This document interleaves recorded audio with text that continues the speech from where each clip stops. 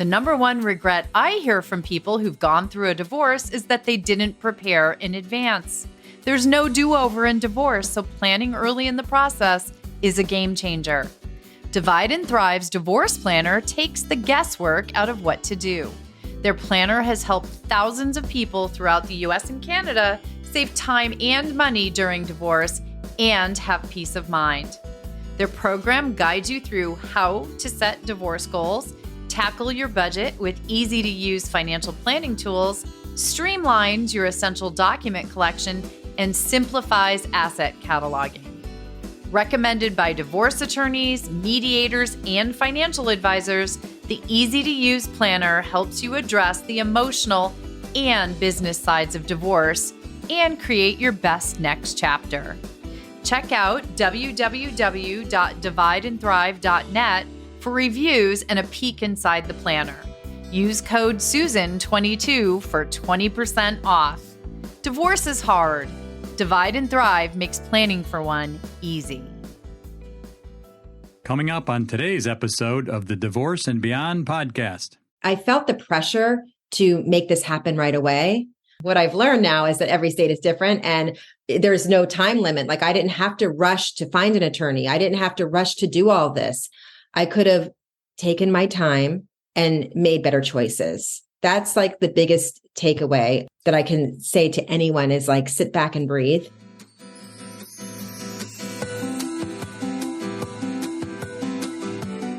Hello, and welcome to the Divorce and Beyond podcast. I'm Susan Guthrie, your host. As a top divorce attorney and family law mediator for 30 years, I know what you need to know to get through your divorce, and most importantly, how to move beyond it to thrive and transition to your new future. My experts and I are here to give you the insider view into the process, so listen in for the wisdom and expert information you need on your journey through divorce and beyond.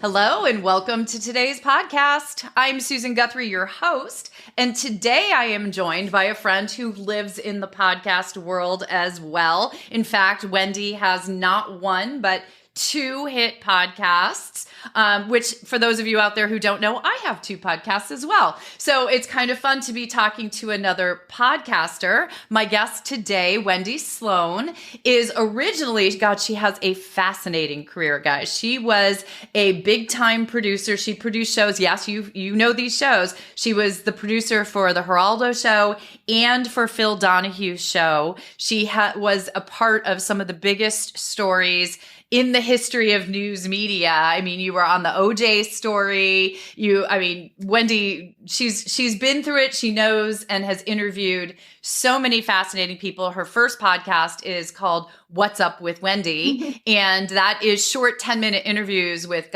big names. Go check it out. I've listened to a bunch of them and there's just some really fascinating. What's your tagline for that? Conversations you want to hear? Yes, it is. Yeah.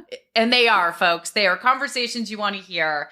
And then you may know Wendy, for those of you who are listening in my audience, you may know Wendy and Daniel Harold, her co-host, from their more recent podcast launch, which is Divorce Doesn't Suck. And we're going to talk about that a little bit. But first, let me just say thank you so much to Wendy for taking the time to come on today. Thanks so much, Wendy. Oh, thank you. And thank you for that beautiful, lovely introduction. I appreciate it. As I do so many interviews, this is, I think, I'm up into like 300 or 400. I don't often meet people who have probably done more interviews than I have, but you definitely have. But what many people may not know about you, people who listen to Divorce Doesn't Suck will know, as many people who are like you and I in the divorce support space, I'll call it, we come from a place of our own divorce experience, right? My listeners know about my divorce experience. And in fact, you and I have talked about, you have your own rather storied divorce experience. And I say storied, folks, because Wendy lives in Connecticut, where you all know I practiced for so many years of my career. And in fact, she has interacted with many of my former colleagues and friends in that space. Yes, oh my. But Wendy, I thought maybe as we go into sort of a discussion of if you had only known then what you know now on the other side, maybe we could start with a little bit of your divorce story. Sure. What a story it was. Yes. And I say was because everything's fine now. I mean, I'm way on the other side for a long time now, but I remember back then I felt very alone because this was going back to 2007, 2008, nobody was getting divorced in my community or nobody that I knew about. There was this one girl that I had heard was going through divorce. So I messaged her and I said, you don't know me, but I think we have a lot in common. And so at least I had someone to talk to, but it felt really alone. There were no podcasts to listen to. There were no sites to really look up. I had 2 small children. I felt very, very overwhelmed in the process. And here you are, you're a full-time mother. I was no longer in my career. My career was raising my children and being my kids' mom. And this happened. And yes, I wanted the divorce, but where do you begin? And you don't know where to begin back then. So it's really scary. So the process began, and it's, of course, that it's going to interview attorneys. Well, I didn't really know I was supposed to interview 100 attorneys. I just found one attorney, went to see the attorney, and that's where it all began. And I think that was one of my biggest mistakes. I wish I was guided. I wish I had known. I wish I just didn't know. So here I was with one attorney, whether good, bad, indifferent, wasn't the greatest choice for me. And that started my road. I met my ex-husband when I was the summer right when I stopped working. Well, I was about to stop working because I was going to get married in Florida. Well, I got married in Florida and was going to plan that. So it was right before I was 31, got married later in life, got engaged when I was 32, got married when I was 33, had my first baby at 34, had my second baby at 35. Everything was happy. I wanted to be a mom more than I wanted my huge, gigantic career. Happy that it happened the way it did, that I got to enjoy my life and live my dream. And boy, did I live my dream. But then, being a mom was everything to me. And I was content for a while, but I didn't realize I wasn't happy inside. I wasn't being fulfilled. I had that picture perfect wedding, picture perfect marriage, picture perfect guy on paper, but something was missing. And I just wasn't happy. So I went saying, I don't want to be married anymore. And that became the tailspin of everything. And there wasn't any big scandal. There wasn't any big cheating thing. It was just 2 people getting divorced. But there was a long road of litigation. And I felt very consumed by all of that. It became a full-time job. Well, and I think you've hit on a couple of things there that I am sure are resonating with some of the people who are listening right now, right? Everyone thinks that divorce happens when something horrible happens, right? And you just described, it wasn't that something horrible happened. It was that the relationship, for whatever reason, was no longer serving at least one of you. But then that next step in that moment, it took you straight into that path of litigation. And we're going to talk a little bit about, what happens when that happens. But for a lot of people, maybe I hope there's some comfort in understanding that the vast majority, I've been a divorce attorney for today, the day we're taping this, folks, is my 33rd day, the day I got sworn in 33 years ago in Connecticut. I just realized that as I looked at the date. Yes. So 33 years ago. So I've been practicing and been a divorce attorney for 33 years. The vast majority of cases are not cases where something super horrible has happened. It happens, sure. But a lot of times it's just that a relationship is no longer the right relationship for at least one of the people. So I'm thinking about it from the perspective of what would you do differently today in that moment? Once you've decided you want to get a divorce, what would you change about how you went into the process? I would have sat down, taken a deep breath, and slowed the process down and did my research and reached out to anything I could grab hold of to make better choices. I felt the pressure to make this happen right away. What I've learned now is that every state is different and there's no time limit. Like I didn't have to rush to find an attorney. I didn't have to rush to do all this. I could have taken my time and made better choices. That's like the biggest takeaway that I can say to anyone is like, sit back and breathe. You're not going to be forced into anything. You can take your time. And had I taken my time, my course might have been a little bit different. I might have had better legal advice. It's that I call it the grace of space in that moment, because I think there's, and let me know if this sounds like your experience. For me, the decision to get divorced, because I was the one also who wanted to end the relationship. When I got through that back and forth of, am I going to stay or am I going to go? I was a little exhausted, but felt, as you just said, like the gun had gone off and I needed to get this done. And I'm a divorce attorney, Yeah. right? Right. I should. And so I was educated on it, but I think many people, there's that, oh gosh, I've said it. I've told my spouse I want a divorce and now I've got to make this happen, as you just said.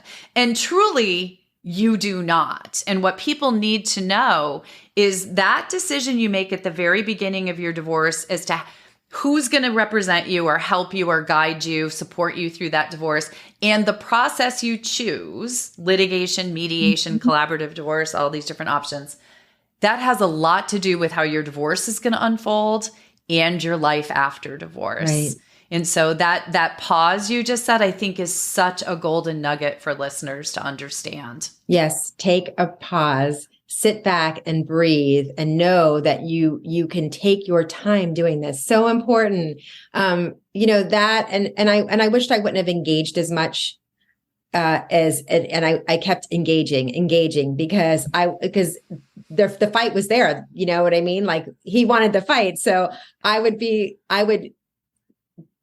keep going at it. And I wish that I could have okay, now I would tell my friends or people that I know that come to me for advice, you know what, send your friend an email, write an email and don't send it, write a text and send it to your best friend. Just don't keep sending it. And there's just so many things now that I would have done different. I can't change it now. I can only, be in this wonderful community that we're building, together, your show, our show, and just, help people out. And people say that they're like, gosh, thank you so much. You've made such a difference. Like, I didn't know that.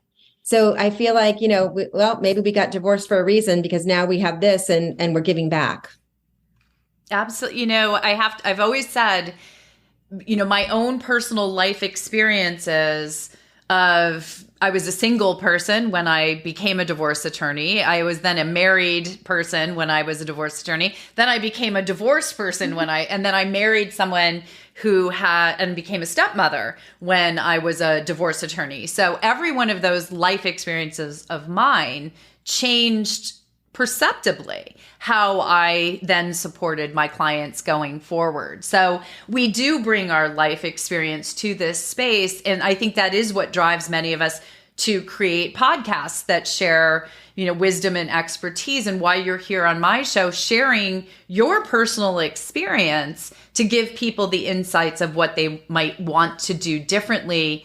Awareness, I always say, awareness is the beginning of all change. It's the beginning of making things better. And that do not engage is so critical for people because, you're getting divorced. You say to this if you're the person who wants the divorce, you say to this person, thank you. You've been a wonderful spouse, but this is no longer right for me. I want out. Rejection is not usually received well. Right. And so very often you can then be hit and just double that up with getting into the litigation adversarial process of that. You may engender a lot of nasty grams and accusations and blame and anger that comes at you, as you said, and your first response as a human being is to defend yourself. Yeah. But that is engaging and it creates a toxic cycle of conflict, doesn't it? Right. Yes. And one thing, I don't think I've ever said this on my podcast or in public like this. I wanted the divorce. He filed the papers. So it was his, he's a business person. So when I was like, I'm done and, here you go. By the way, I threw my rings at him, all of them. And that was a mistake too. So don't do that because you don't get them back. I'm just saying that all these years later, I still don't have them. And that, that was that, but it was his business. So he called a bunch of divorce attorneys, which I found out later on, and they knocked them off the list. And here I was, and he already had an attorney. He filed the papers already. And that's what made me feel the pressure. That's what made me feel like, oh my God, I better get somebody right away because he already has somebody. Meanwhile, I didn't have to do that. And my life would have been a lot smoother in that very beginning of time had I, once again, taken my time, taken a deep breath. And so don't rush, take your time, find the right person. I think your divorce attorney, hiring the right divorce attorney is the single first step and the greatest thing that you do in your divorce, the most important part. It's the hardest to describe the relationship between a divorce attorney and their client. The client is at one of the worst times in their life, looking for a lifeline and a protector and a person who's going to, support them through the process. And it's an extremely intimate time in a person's life. And you're going to be talking about things that fall into intimate that fall into deeply personal. And so finding the right person is so important. And think about how many divorce attorneys there are out in the world. Trust me, folks, there's a lot of us. I always told people they should interview at least 3 people before making any decisions about who they might want to represent them. And in fact, if I was the first person that somebody came to visit, I would give that or offer them at least other names of colleagues to go and interview. I wouldn't want to be hired without being the right person for a client. And we all have different styles. We all have different, ways of communicating and interacting with our clients. So I do think that's critically important. And it's almost the same thing when we talk about the don't engage, right? You're talking about give yourself some space. With the don't engage and the send, if you feel the need to send back a quick text or email, send it to a friend. I like that tip. But it's almost that same thing, right? Give yourself that grace of space before you jump into that, feeding the fire. And another piece of advice I have, which just came to me as you were saying that. So years later, my kids are graduating from high school and I'm still in it. Okay. So the litigation continued to go on. That's a whole nother podcast. But when I was looking for that attorney, I think this was a couple attorneys down the road, I was obviously my head was more clear. This had been a long time. I had learned a lot. I still, wasn't aware of all the podcasts and all the outlets and sources for me, but I took a friend with me this time. And because sometimes your head's not always as clear when you're going through all this. So had I done that the time before and before and before, that's how many attorneys I went through. And I'm not proud to say that, but my focus was my kids, their well-being, being their mom, keeping them out of everything. And, unfortunately, I was very trusting. I needed this last time, my attorney that basically did my last trial, when the kids were almost aged out anyway, she was the person that really made me believe, wow, there are really amazing divorce attorneys out there. There are people that really care. There are people that really have your best interest, that just don't want your money. It made a huge difference in my life. I just have to say that, it changed everything. And I said, God, if you were there from the very beginning, I probably wouldn't be in this position where I am right now. So maybe take a friend with you. It's like when you go to the doctor, right? And you're getting a diagnosis or a treatment plan. Sometimes you need to bring someone else because you're not going to remember everything. You're in that emotional space of hearing whatever that diagnosis might be. So it's absolutely true. Good tip to bring someone. I will say the attorney side of me, there is a confidentiality issue with bringing a third party. Everyone knows about attorney-client privilege, but one thing that happens when a third party is present, if they don't work for the attorney, then that can destroy privilege or that can impact privilege and make it non-privileged, whatever is discussed. So I have had people bring people, and when we're going to get into something that should remain privileged, I have had to, make that clear and maybe ask the friend to leave us for a moment so we could talk about the fact that taxes weren't paid the way they were supposed to be paid or something of that nature that needed to stay privileged. But that's absolutely right. That is something that you do to support yourself. And that it's the same thing. Your friends can be an incredibly good source of that emotional support, but also, as you've pointed out, the person who says, maybe don't hit send on that email or hit delete, or I hear you, let that be enough. He doesn't need to or reword what you said or change this and stuff because it doesn't. Yes. So many things. Oh my.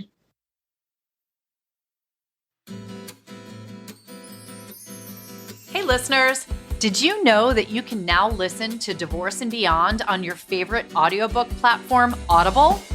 If you're like me and you love your audiobooks along with your podcasts, this is a great time to check out Audible memberships. They have 2 levels, Audible Plus and Audible Premium Plus. You right now can get a free trial of Audible Plus, and if you decide to subscribe to Audible Premium Plus, you will also get up to 2 free audiobooks. So go to the links in the show notes to get these special offers, and I'll see you over on Audible. Stay tuned for more from Wendy Sloane as she shares the insights she has learned from her divorce and why she says even a bad divorce can be a good thing. It was sucky. Yes, my divorce was sucky. The process was sucky. The people in my life were sucky at that time. But there was a lot of good in it because me and my 2 kids, regardless of all that, we had this beautiful life. We built a beautiful life. We built a happy home. I finally got rid of the big house, the marital house, and I'm still in the home that we got after everything was said and done when it was over, and I couldn't be happier. If you are enjoying this episode, be sure to check out last week's show with leading attorney Monica Mazzi, who shares all the reasons why a prenup can help you have a happy marriage. But once we're done with the agreement and they put it in a drawer, hopefully to never look at again, they look back and think, wow, I think that going through that process was actually really helpful. We would have never talked about that, if it wasn't for putting this agreement together. And now we return to today's show. Back when you were first facing divorce, I think Our Family Wizard was out there, but frankly, a lot of people had trouble with it back in its early days. And now today, there's so many communication apps for parents, and they really do simplify that process and almost put into place that pause that we're talking about for parents. Some of them have tone meters that instead of your best friend telling you you've gone a little over the top with the F-bombs, it will tell you you've gone over the top with the F-bombs. I recently just learned about those apps. So it was one of our podcasts, and they were talking about Our Family Wizard, and I said, wait a second, there's an app where other people can listen in. So that means everyone will kind of behave a little bit better, but their true colors will eventually come out because they always do. I was like, why didn't I know about that? So I just learned about that recently. Our Family Wizard is the OG. It's the one that's been around the longest. But there's Talking Parents. My personal favorite is one called FAYR, F-A-Y-R. And they allow for calendaring, and they allow for the payment of shared expenses, which is such a huge problem. There's a new one called Onward that works in that shared expenses space. That's fabulous.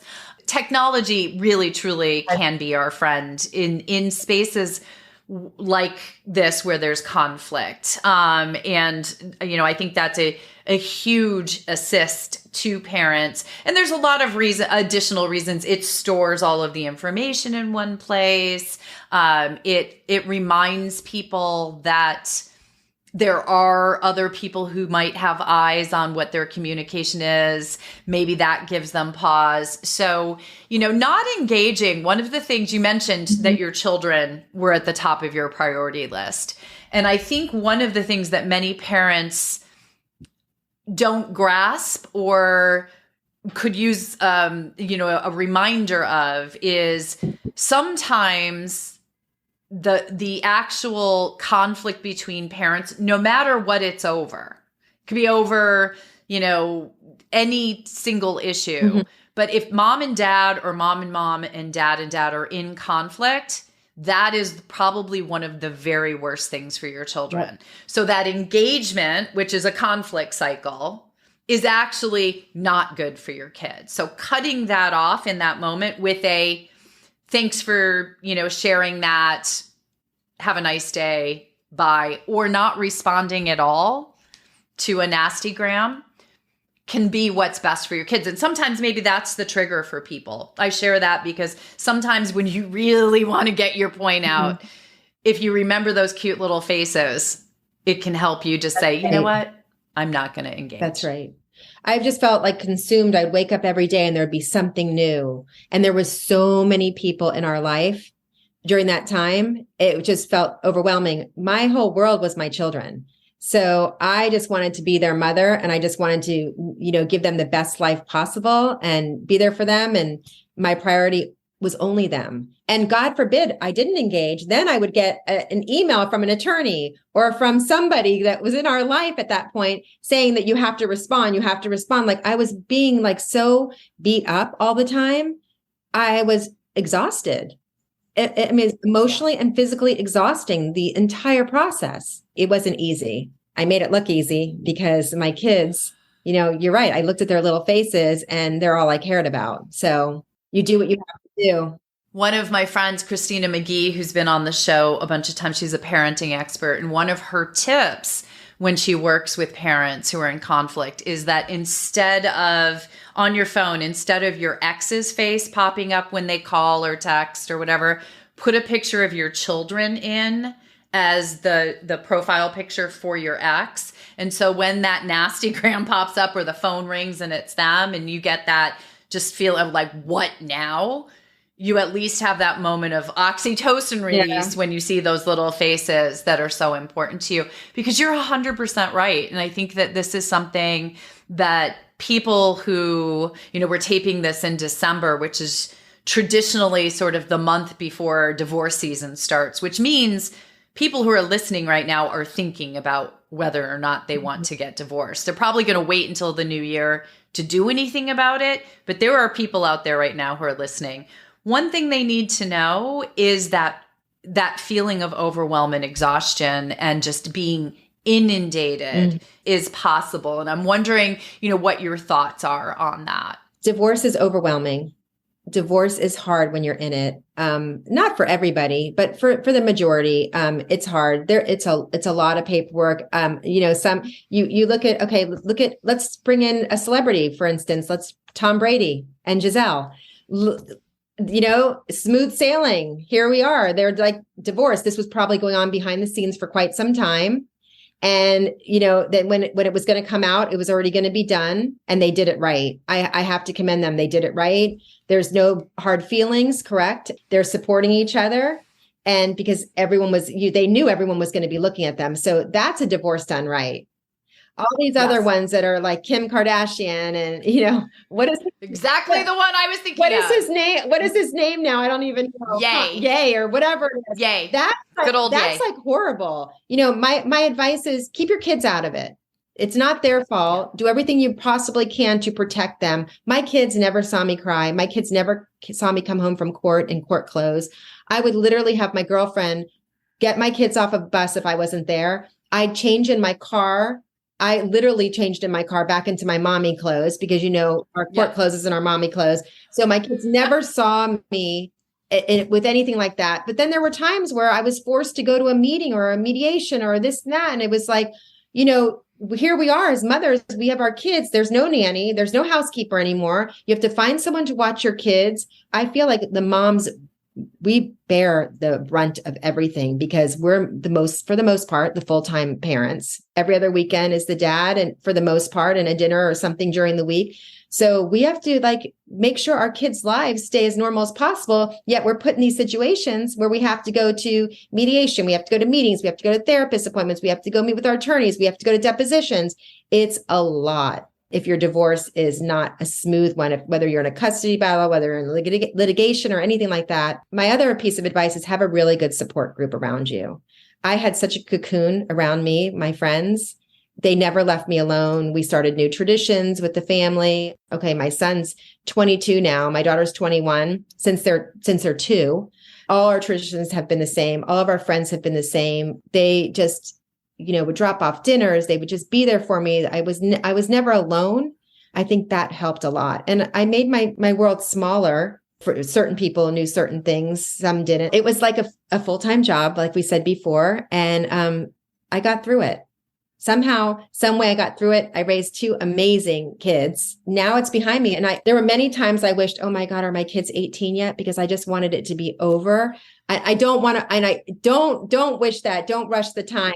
I didn't, but I would catch myself saying, are they 18 yet? Can this be over? Can I be done? Because I couldn't take the amount of people that were in my life. It was just too much. You had one of those divorces that you had an attorney for your kids? There was no custody. It was all litigation, but there was a point where there was an attorney for the kids. She was wonderful. So at that point, the kids were involved, but they were much older by that point. Yeah. And stuff. And, I would always just say, oh, it's just, talking about money or talking about this because there were points where I had to explain to them, why are you seeing this?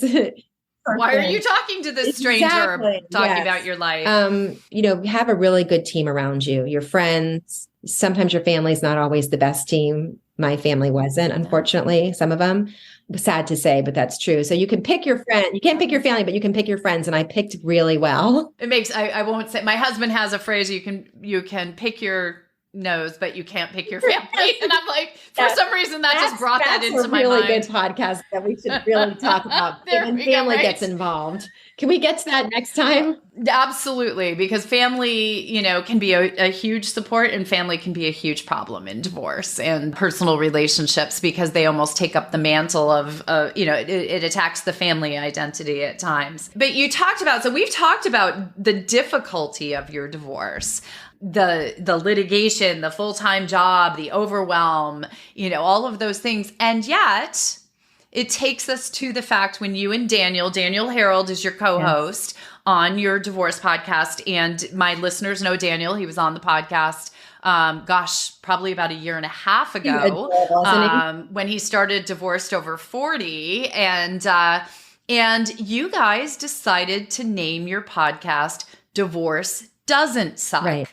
And so I really wanted to sort of close this out with why you made that decision to go with Divorce Doesn't Suck, when it sounds like your process might have been a little sucky. So it wasn't all sucky, but it was pretty sucky. Yeah. You know what? It was sucky. Yes. My divorce was sucky. The process was sucky. The people in my life were sucky at that time, but there was a lot of good in it, because me and my two kids, like, we had this regardless of all that, we had this beautiful life. We built a beautiful life. We built a happy home. I finally got rid of the big house, the marital house, and I'm still in the home that we got after everything was said and done, when it was over. And I couldn't be happier. I guess it was rough, but that was the divorce part. My life was beautiful because it was me and my kids, and that part was wonderful. Now, divorce doesn't suck, because here I am building a community, you alongside of us, right? And teaching people and telling people, and the stories. We're all, our podcast is the stories, like what happened. And it's not a he said, she said. It's what I wish I had back then. That's what I'm giving to everybody now. This is the story. This is what happened, but this is how I came out of it. And this is how I got to the other side. And this is how I'm living my best life. So divorce doesn't suck, because I might not be here with you. I might not be here with this podcast. I might not have created my radio show, which was What's Up with Wendy, but I had every celebrity in the planet on, and then launched it into a podcast during COVID. So I might not have had that. I might not have said, oh my gosh, besides, I need something for me, for my head. So I created it, launched it off my Geraldo Rivera celebrity show, which was the hallmark of his show. It was his celebrity news show. So I said, oh, I want to do a radio show like that. Celebrities, newsmakers, authors. And so here I created, while raising my kids by myself, I created this amazing, radio show that was on the air for like 12 years. Well, it still would have been on the air if I had stayed. But then COVID happened. I said, I'll do a podcast like everybody else. Right. But I might not have had that. And I might not have had this gift of my kids, and we're so close. We have this wonderful, they want to come home all the time. We spend all the holidays together. They, their friends are always at my house. They always were at our house, regardless. Yeah. But I don't know. I wonder would my life have been the same if I had stayed married? Maybe not. I feel fulfilled. I feel at peace. I go to sleep every night. I'm happy. And, I feel like I'm living my best life. I feel like I'm living a great life.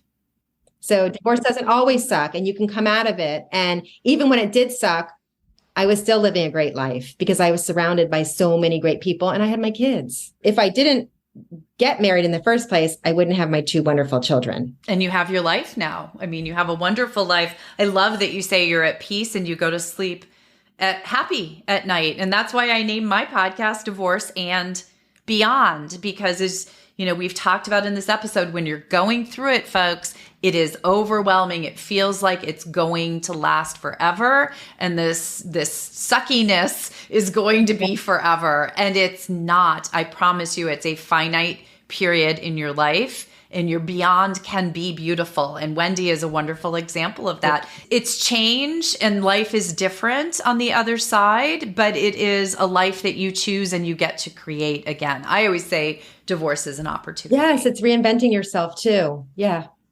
Because a lot of us, most of the people that we talk to are like, oh my God, I'm so much happier now. A lot of people say, I wouldn't be having this career. I wouldn't be doing this if I was. The stories that we tell on these podcasts are just amazing. And I feel enlightened all the time. And I feel like that we bring so much light and sunshine and happiness because we're telling these stories, and makes me feel good that like we're all getting there. We're all beyond, we're all on the other side. And, we're sharing it to help other people who are going through it, who are going through the hard parts now, and helping we make it easier for them. Yeah, that's the reason I do my show. It's the reason you do your show. And I should mention, I told my story on Divorce Doesn't Suck with you and Daniel. I'll link to that in the show notes. And I just want to encourage everyone, go listen to What's Up, Wendy, and have some fun stories from, as she said, some of the top celebrities. You're going to love these are the conversations you want to hear. And definitely go listen to Divorce Doesn't Suck with Wendy and Daniel, because it is really the tonic you're going to need as you go through the suckiness of divorce to get to the point where you're on the other side in your beyond, and you get to where divorce doesn't suck. So Wendy, thank you. Thank you for having me, and thank you for being on our show. And I want to have you back again, please. Oh, I would anytime. You let me know when, and I'm there, as you know. Anything for you guys. I love what you're doing.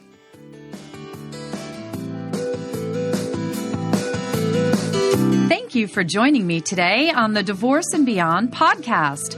I hope you found some information and inspiration to help you on this journey. Please join me every Monday at 6 a.m. Eastern Standard Time for a new episode. And if you like the show, please take the time to subscribe and leave me a 5-star review on iTunes.